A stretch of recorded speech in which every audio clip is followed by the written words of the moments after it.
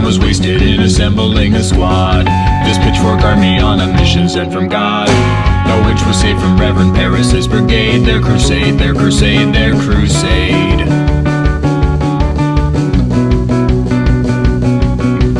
Call the magistrate and don't you wait another minute, cause this town is going to hell if we don't put away the sinning. And we got no time to let a jury have their turn. Let 'em burn, let 'em burn, let 'em burn.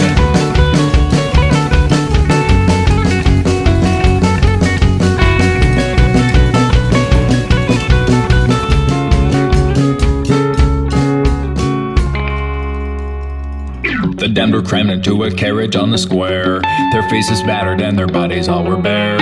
The Reverend led them to an isolated hill. Time to kill, time to kill, time to kill.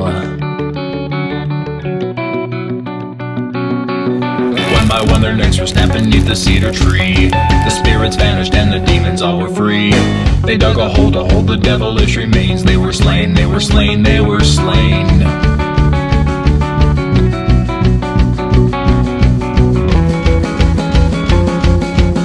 The town was safe from all those wicked dissidents. They could continue with their life of innocence, dispensing justice from a higher power.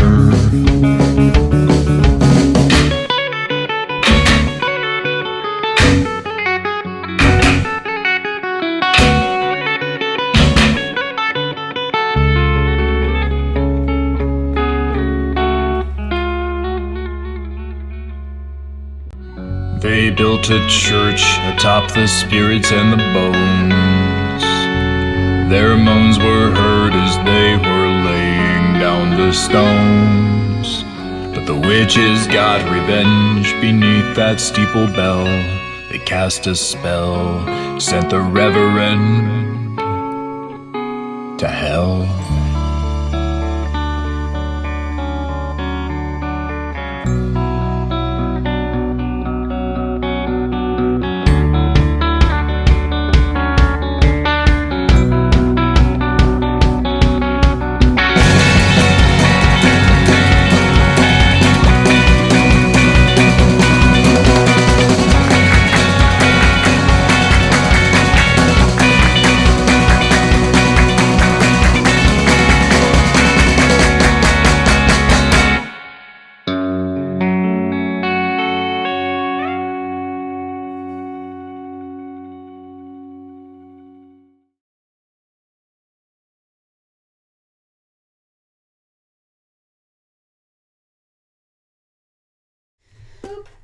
Hello Internet, and welcome to a proper Wednesday night DM chat.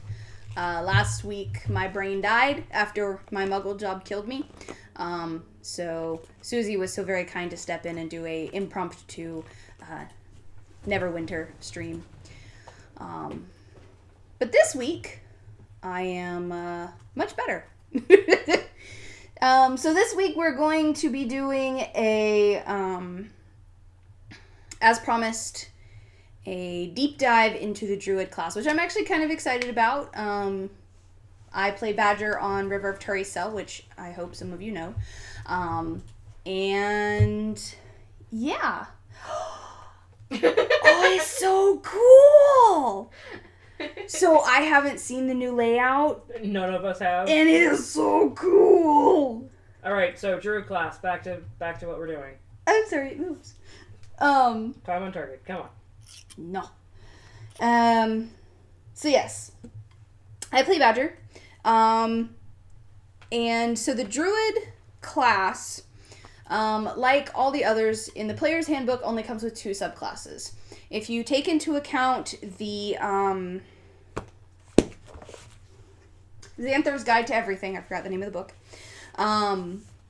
there are 2 additional subclasses.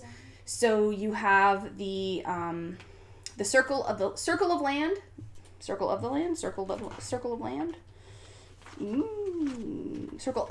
Land, Circle of the Moon, Circle of Dreamers, and Circle of the Shepherd. So those are the 4 subclasses. Druids in and of themselves are very heavily based in spellcasting. A lot of their spells are very nature-based, speak with animals, they do a lot of elemental stuff, as far as like summon thunderstorms. I think flaming hands. A few things to name. Ice shard. Ice dagger. That's what it was. So those are just a few of the spells you can get. The downside that I find while playing a badger.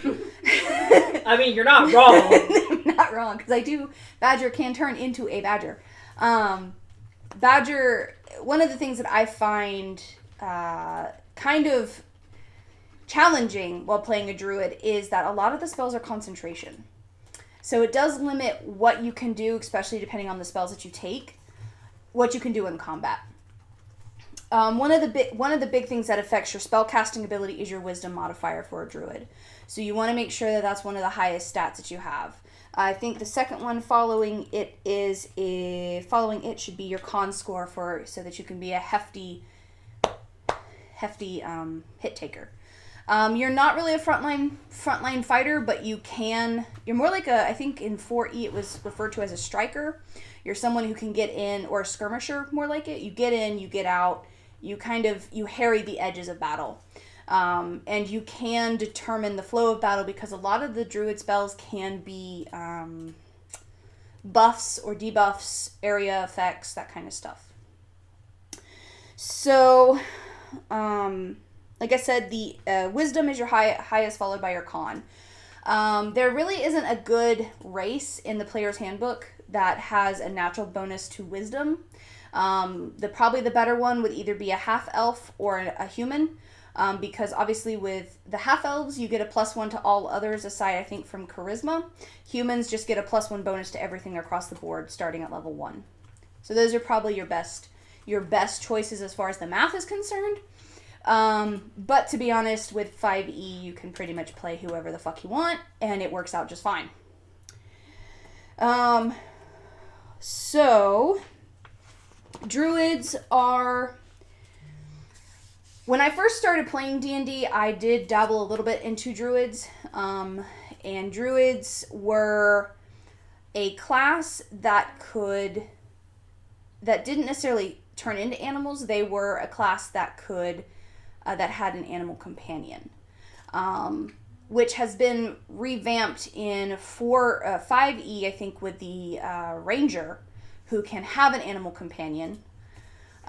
Druids in 5E now strictly, they gain the ability to what we call wild shape. So wild shape means you can turn into animals of a certain challenge rating, depending on your level as a druid. The more powerful as a druid you are, the more powerful of an animal, stronger of an animal that you can turn into. And that is across the board. Wild shape you get at 2nd level, regardless of subclass. There are limitations to what you can do. With the beast shapes that you can take on, at 2nd level, it's a maximum CR rating of 1/4, and you cannot have a fly speed or a swimming speed. So these are great land creatures, cats, wolves, dogs, snakes, things like that. And as far as... Would one say a badger is in there too? Or is their challenge rating too high? I think so. I think a regular badger is probably... I don't know the CR rating of it. It's either like a 0, a 1, or a 0, a 1/2, or a 1/4. So it might not be available at 2nd level. I can't remember. But I know by 6th level, you can turn into a giant badger at least. That is a thing that can happen, which I have done. If you hear random things, a cat's out. I'm currently playing with a bottle top. She lost it. She lost She the bottle top. immediately lost it. Are you dumb? Yes. Nope. She found it. Excellent job. She found it. Here you go, sweetie. Well, that I can't throw, so it's fine. You heard it. You did. That's like when we beamed her in the head earlier with the damn banana. Oh, she saw it again. And immediately... Okay. Anyways, continuing wild shape.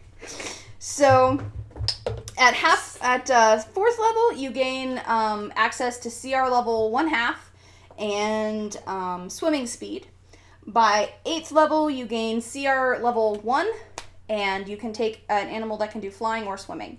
So you can be a giant eagle, you can be crocodiles, you can be sharks, which is great depending on where your party is. You can be a very versatile member of your party as far as like scouting ahead, just being a general like information gatherer, especially because you can turn into creatures that are very, very small or tiny.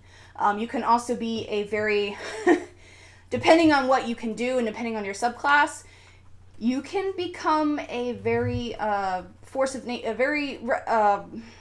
You could be a force of nature.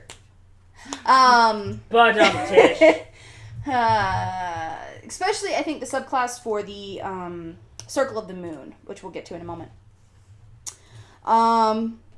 As far as the basic overall things that you get as a druid, you don't get a lot. You get your spell casting and you get wild shape. You don't really get anything else until you reach 18th level as a druid, and that's across all subclasses.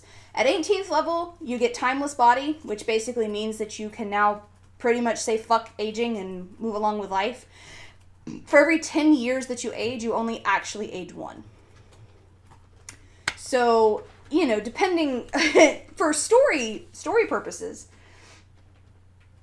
it's very interesting because then you can think about these wise, old, ancient, wizened druids who are literally probably centuries of years old. You know, you're literally 30 years old.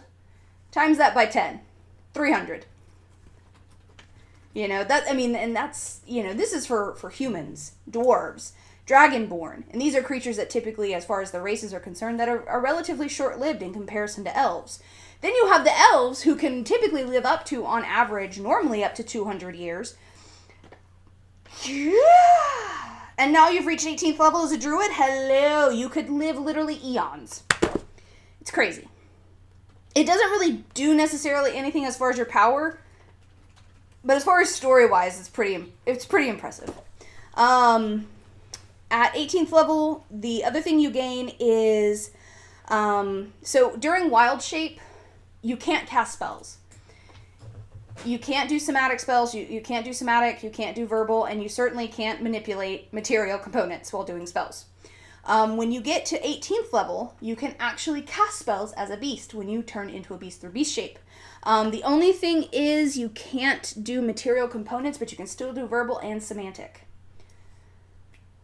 which is kind of impressive. Suddenly the wolf starts muttering in Latin, and, you know, suddenly a fireball comes shooting out of its face. What? One of the other things about beast shape that is really that can really make you a game changer is depending on when you're in beast shape, you gain HP because you take on the HP of that creature. If you get knocked down to 0, if it's below, let's say 10 points below what that creature has on average, that 10 points below just transfers to your normal HP pool. So you literally have, you can do this up to twice normally. So you can, depending on what's going on in battle, kind of give yourself a little extra buff as far as HP.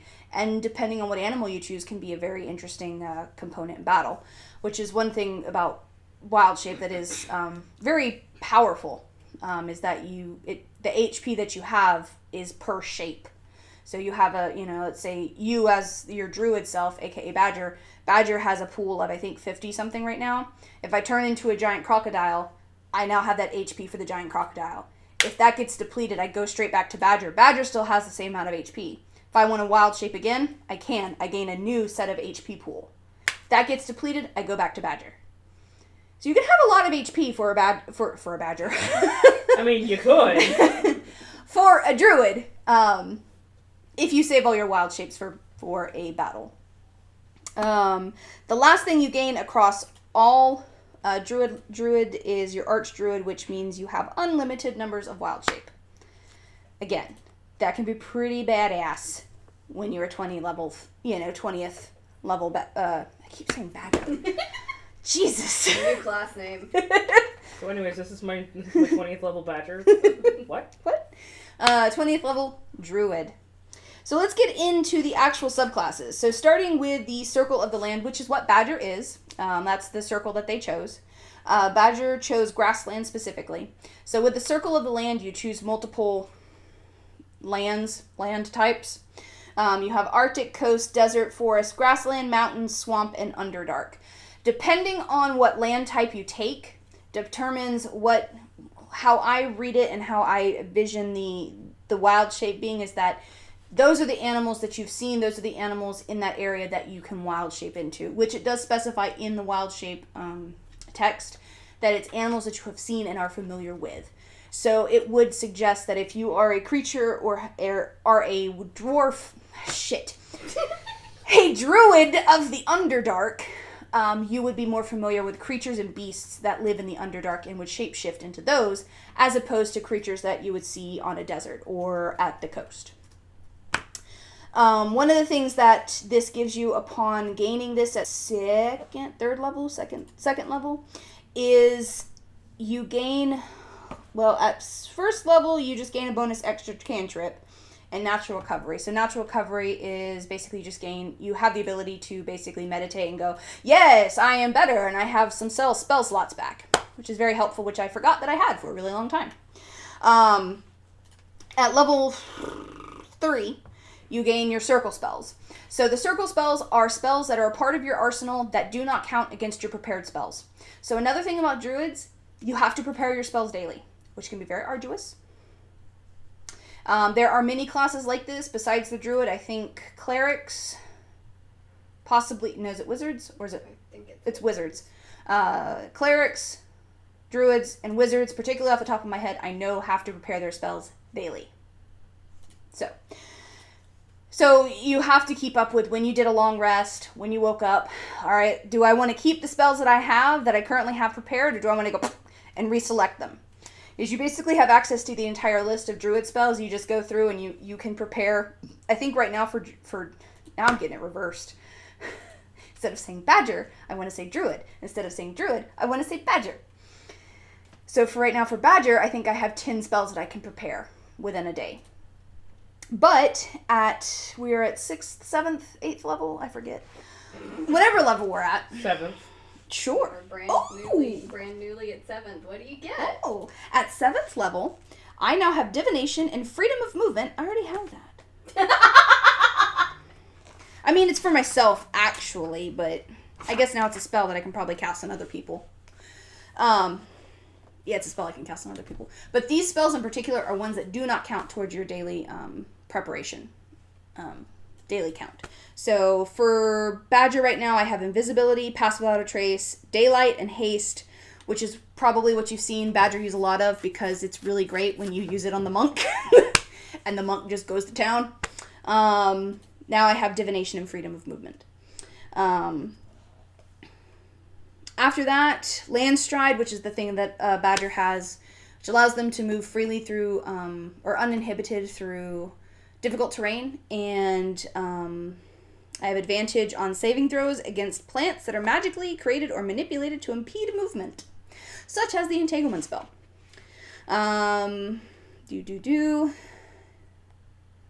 Nature's Ward.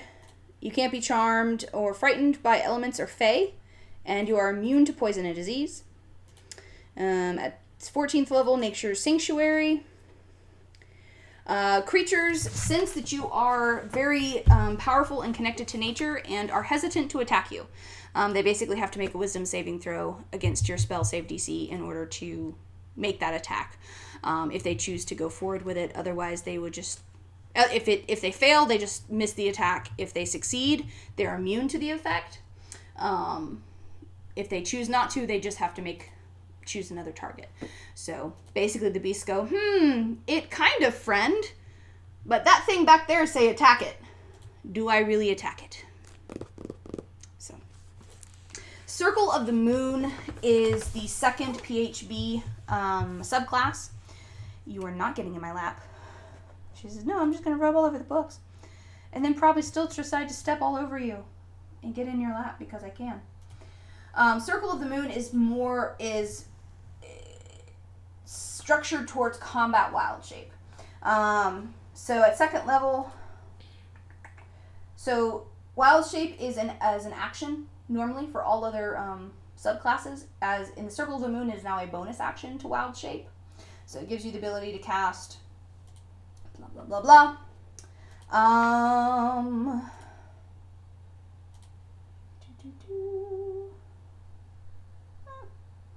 And additionally, while you are transformed, you can use a bonus action to expend 1 spell slot to regain 1d8 hit points per level of the spell slot expended. That's helpful. So circle forms, you can now wild shape. So this is at starting at 2nd level. You can use your wild shape to transform into a beast with a challenge rating as high as 1, which really puts you ahead of the game, especially considering the Grassland Druid. At level 2, 2nd level. At level 2, you're still working on a 4th CR rating. So that's a big difference in what you can do as far as combat, especially against creatures at your level. A first level CR rating is going to be very good in combat. It's about at level of what you probably are going to be fighting at normal. So it's starting at 6th level, then you can transform into beasts. Beasts with a challenge rating as high as your druid level, divided by 3. So 6, CR2, 9, CR3. See where I'm going. So that's pretty impressive. That definitely helps you go on up. Hello, tiny cat. Hello, love. Come here. Say hello to the camera. Yes. This is Tiny Cat. She's now going to stand on my shoulder. At 6th level for the Circle of the Moon, all beast shape attacks are considered magical for basically being able to beat resistances. And then when you reach 10th level, you can basically use two uses of your wild shape at the same time to transform into an air elemental, earth elemental, fire elemental, or water elemental. Did I say that twice? No, I didn't. And elementals in and of themselves are very powerful and you've probably heard of Critical Role. You've probably seen Keyleth doing some shit. Keyleth is a very powerful character as far as what she can do. And the last thing that you gain is Alter Self as a free action, as an at-will spell. At-will spell. Let me try that again. So yes, the Circle of the Moon is designated to make your wild shape more potent in battle. Bye, Bo. I'm glad there wasn't a cat there. The other two, the Circle of Dreams and the Circle of the Shepherd, come from Xanthar's Guide. Circle of the Shepherds or Circle of the Dreamers, I should say, it's a weird one. I can't say I'm particularly fond of the class, and I don't think I particularly see how it plays out. I think you're more designed to be a healer and a support character than you are anything else. So basically, you gain... Circle of Dreamers are supposedly druids who have spent a lot of time around the Fae and in the Fae Wild, get a lot of their powers from the Fae. Being that the Fae is a very natural, or the Fae Wild is a very natural place, it's just much more intense than the natural world. So you get Balm of the Summer Court, which I think is you basically have lay on hands, except druid style. Hearth of Moonlight and Shadow. Basically, you can create something similar to Tiny Hut. It has a few more benefits to it, in that it creates a 30-foot radius magical sphere centered on a point that you touch. You have total cover while within the sphere. Within the sphere, your allies gain a plus 5 bonus to Dex and Wisdom. Stealth and Perception, and any light from any open flames in the sphere are invisible outside of it. And the sphere vanishes either when you dismiss it at the end of a rest or when you leave the sphere. So, helpful. Hidden Paths. you basically get the ability to teleport within 60 feet of you. It's almost similar to the spell Misty Step, which in my opinion is a Fae kind of spell. It was kind of read that way up in 4E, which is how I still see it a lot. It was a warlock spell specifically that I like to take when I was playing 4E. But yeah, it's basically Hidden Paths is basically a way for you to use Misty Step, but you don't have to do it. It's not a spell, and you can use this feature a number of times equal to your wisdom modifier, which if you're a druid, you should probably have at least a +2, +3, or +4, depending on your level. I know right now, I think for me, at a level 8 druid, I have a +4 modifier. So. 7. Whatever. And in the Walker of the Dreams, you basically get the ability to travel mentally or physically through dreamlands. Which sounds completely trippy. You can basically cast one of the following spells without expanding a spell slot or requiring material components. Dream, with you as the messenger, and Scrying or Teleportation Circle. I think Dream allows you to communicate with people within their dreams. If I remember the spell correctly, which it's been a while since I've read it. Scrying, as long as you either, it does require a DC check to see if you actually can scry on the person or thing or location, but you have to have a general idea. Being that you can do this at level 14 without any spells is actually kind of nice. Teleportation Circle, there is a caveat to that one. Rather than opening a portal to a permanent teleportation circle, it opens a portal to the last location where you finished a long rest on your current plane of existence. If you haven't taken a long rest on your current plane, the spell fails but isn't wasted. Once you use this feature, you can't use it again until you finish a long rest. So, depending, that could be also very helpful and get you out of a tricky situation. The Circle of the Shepherd, it feels like they were trying to go into the more, like, my druid has a companion, but it typically falls into the more spiritual side of things. Speech of the Woods, you can basically converse with beasts and fae. You learn to read, speak, and write Sylvan. In addition, you have the ability to... Beasts can understand your speech, and you gain the ability to decipher their noises and motions. You've studied animals a very long time that you understand body language. Friendly beasts can relay what it has seen or heard in the recent past.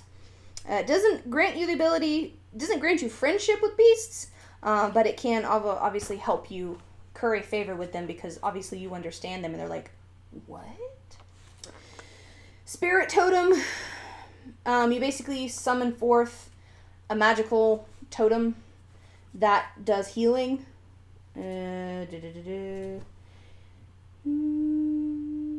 It counts as neither a creature nor an object, though it has the spectral appearance of the creature it represents. As a bonus action, you can move the spirit up to 60 feet. Spirit persists for a minute until you're incapacitated. So it basically does something. You have the bear spirit, the hawk spirit, and the unicorn spirit. Which I didn't see the unicorn spirit coming when they wrote that. Bear spirit. Each creature of your choice in the aura, and when the spirit appears, gain temporary hit points equal to 5 plus your druid level. In addition, your allies gain advantage on strength checks and strength saving throws. AKA bear. Hawk. When a creature makes an attack roll against a target in the spirit's aura, you can use your reaction to grant advantage to the attack roll. In addition, you and your allies have advantage on wisdom perception checks while in the aura. The unicorn spirit lends itself to protection to those nearby. Gain advantage on all ability checks. Why wouldn't you use this one? Like, why the fuck would you do bear? Anyway.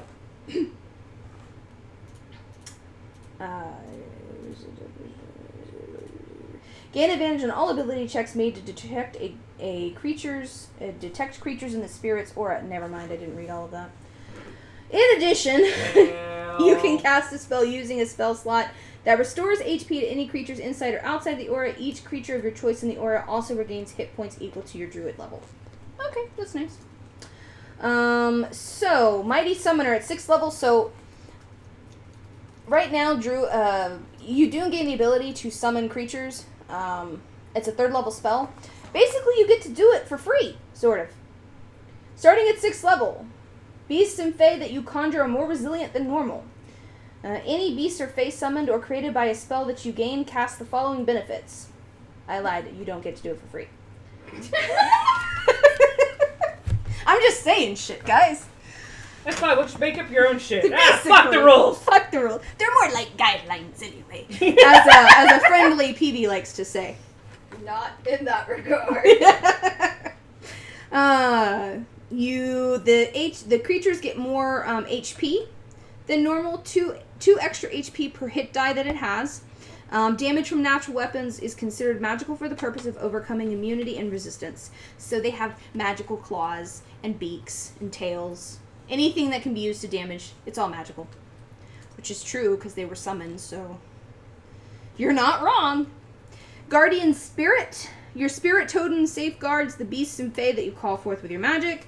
When a beast or fae that you summoned or created with a spell ends its turn in your spirit totem, that creature regains a number of its HP equal to your druid level. And then Faithful Summons, starting at 14th level. I actually really like this one. So basically, if you drop to a 0 HP, you automatically cast Conjure Animals as if you were using it at 9th level. And it summons 4 beasts of your choice that are challenge rating 2 or lower. The conjured beasts appear within 20 feet of you. And if they receive no commands from you, they protect you from harm and attack your foes. The spell lasts for an hour, requiring no concentration, or until you dismiss it, no action required. Once you use this feature, you can't use it again until you finish a long rest. So you faint, and suddenly 4 dire wolves peer around you and are growling and trying to protect you. I hope it doesn't require concentration since you're unconscious. I guess I had to specify that, but that's hilarious. You drop unconscious, but the spell doesn't require you to concentrate. It says you're either incapacitated against your will, or you drop to 0. So incapacitated doesn't necessarily mean you're unconscious. Fair enough. But they probably did it because 0 HP, you're knocked the fuck out. You're not thinking about nothing. You're in La La Land. You're not concentrating on anything. Nope. So, and one of the things that I really, not that it really matters to the druid, it doesn't apply necessarily to the druid. I mean, it does, but it doesn't. Is the Xanthar's Guide actually gave a nice little handy chart of like the different animals you would see in different areas. So. Rather than being like, I'm a druid of the lakes or whatever. I've seen a shark before. Bitch, no you haven't. Yeah. So it's really sad the Underdark only has 1, 2, 3, 4, 5, 6, 7, 8, 9, 10, 11. There's not a lot of things that live in caves. Well, I mean, let me rephrase that. There are a lot of things that live in caves. I love how polar bears are considered an Underdark creature. Sure. A Paleosaurus! Yeah, why not? Why the fuck not? Why the fuck not? A Quipper. Fish. Yes. But yes. I don't know if Badger is listed in any of these. I see Boar. Let's see, Bloodhawk. Badger is a CR 0, so yes. Yeah, you've been a Badger before. I have. I just couldn't remember if it was like 0 or 1. And then a giant badger is obviously more powerful. But yes. So that is your deep dive into druids. I think that the druid class is an interesting one. It definitely provides for a lot of opportunity. Like a lot of the spell casting classes. I can't talk today. You can definitely customize how you play your druid. One of the things, so the reason when I created Badger, it was actually an homage to one of the first characters I created as a druid back in 3.5. It was a dwarf druid who had an animal companion. It was a badger named Boss. Since I couldn't have an animal companion, a badger named Boss, I just named the druid Badger and decided that a lot of the times when they turn into a creature, they turn into a badger. Although majority of times nowadays it's a mastiff for some strange reason. Subwoof. So. I mean, you have an animal companion. That's true. It's I do have an animal companion. It's a teacup pig. Named Stone. Which I also was not anticipating when Badger was created, but here we are. So yeah, it's been interesting. I don't know if there are any questions that have come up in relation to the Druid class. Susie had one, which is what spell should I get now that I've leveled up as a 4th level for a 4th level warlock spell? If you want to discuss that with me. I mean, sure, we can do that. So at 4th level I could get Banishment Blight, Charm Monster, Dimension Door, Elemental Bane, Titania. Hallucinatory Terrain, Phantasmal Killer, Shadow of Moil, Sickening Radiance, which would be a great fuck you to everybody else in the party, Staggering Smite, and then Summon Greater Demon, which would be an even bigger fuck you to the entire party. So you gain 4th level spells? Yep. Mm-hmm. And I'm kind of going back and forth on my my new pact thingy that I get. Is that including, I'm guessing, more than just what's in the player's handbook? Because the player's handbook only has Banishment, Blight, Dimension Door, and Hallucinatory Terrain. Yeah. Mm-hmm. I mean, you've seen the power of Banishment. I know. Fuck you, building. Basically. Blight is also not a bad spell. It is a high-powered, fuck you spell. It can do a massive amount of damage. If you target a plant, creature, or magical plant, it makes a saving throw with disadvantage, and the spell deals maximum damage to it. But even if it's not a plant creature, I think it does like 8d something. 8d8 necrotic damage on a failed save. So I mean and then I'm guessing on a successful it does half. Mm-hmm. So the only thing I really like about the one great thing about Sickening Radiance is that it does 4d10 radiant damage. So, anytime a creature enters the area or starts its turn there, it takes 4d10 radiant damage and suffers 1 level of exhaustion. Whew. So, if you walk into that, you're just like, oh god! I mean, that could be very helpful, especially if you find yourself surrounded. Yeah. Because at 1 level of exhaustion, you're already at disadvantage on pretty much everything. Mm-hmm. So, that can help you out a hell of a lot. Mm-hmm. I don't know what the other spells do. Well, Dimension Door we've seen. We know what Dimension Door does. Boots did that one. Hallucinatory Terrain. I know what that one does. Yeah. That one is more of a situational thing. It's not really combat useful. Yeah. Because it can be helpful if we're in a hidey situation or something like that, but it's very situational depending on what you think you could use it for. My favorite would just be like, okay, you guys fight this big monster. Banish. Fight. I mean, assuming it fails the roll, Yep. you have a minute. Now I have a minute to beat my ass out of there. Or to set up the most elaborate trap you can possibly set up in a minute. Or the rogue then, it wasn't banishment, but the pretty lights in the sky with the Kelpie mom, and then you set your rogue up to sneak attack, and your rogue rolls 2 nat 1s. That's actually and then the monster rolls 2 nat 20s at disadvantage. Yep. Just fuck you, Verity. Oh, the universe. Such a bad day for Verity. It was. I also could look at taking a different 3rd level spell as well. Good. Yeah. One of which being Fear and the other one being Fly. Fuck you! Oh man, I could learn Hunger Evader. You could. I would prefer if you didn't. I would also prefer if I didn't. I love how that spell has so rapidly fallen out of favor. It has. I also could do Hypnotic Pattern as well. Don't look. Magic Circle. Yeah. Do I gain access to new spells at level 7? Probably. I don't know. I don't know. For You were you just to- doing it. That's for you to figure out. Well, let's take a look-see here. The Turicel people have unexpectedly leveled up. Oh, yeah, I do. I gain access to 1 4th level spell. Oh, so you get a 4th level spell too. Or a spell slot, I should say. Which doesn't necessarily mean that I... Get the spell. Well, I mean, I could. I would probably Right. give myself that. Let's see. What spells do I have access to?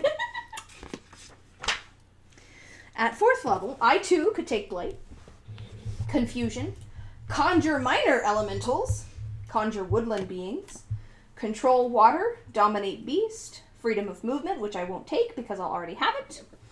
Giant insect, fuck you, no. Grasping vine, hallucinatory terrain, ice storm, locate creature, polymorph, stone shape, stone skin, and wall of fire. I don't know, internet. I don't know. We're gonna figure it out. Yeah. You guys have till Sunday to figure it out. We do. And the question is, do I gain any more spell slots in anything else? Again, I don't know. I know. It's a rhetorical question. No, I don't. Sad. No, I won't get another cantrip until 10th level. That's bullshit. Ugh.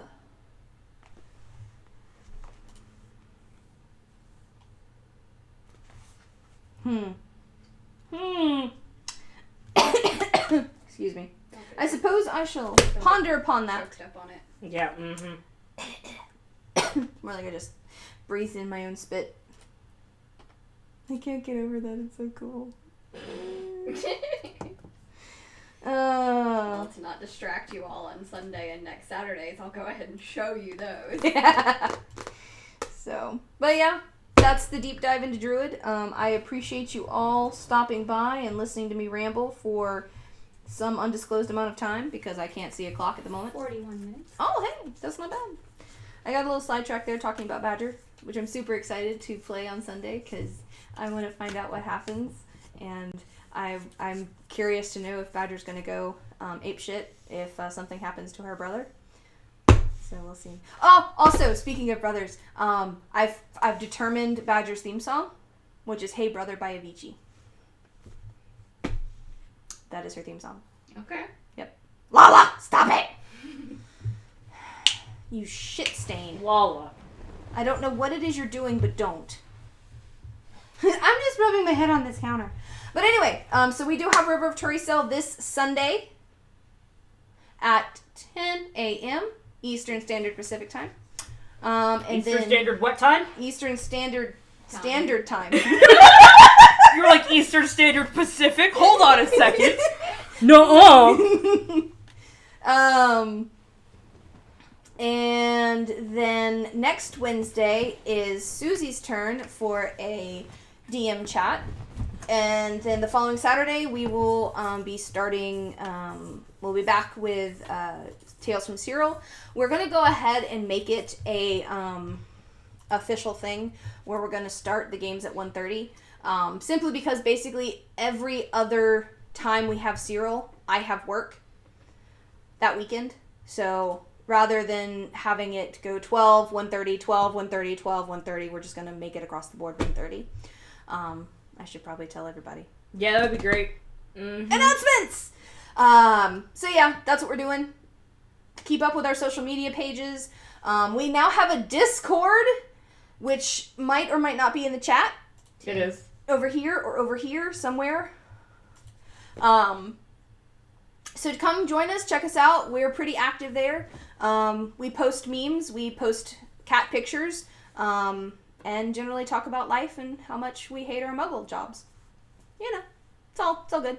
So come join us in Discord, and then of course follow us on Facebook, Twitter, Instagram. I won't say Tumblr because Tumblr is a shitstone. And that's about it. So thanks guys for joining us, and we'll see you Sunday. Bye, Internet.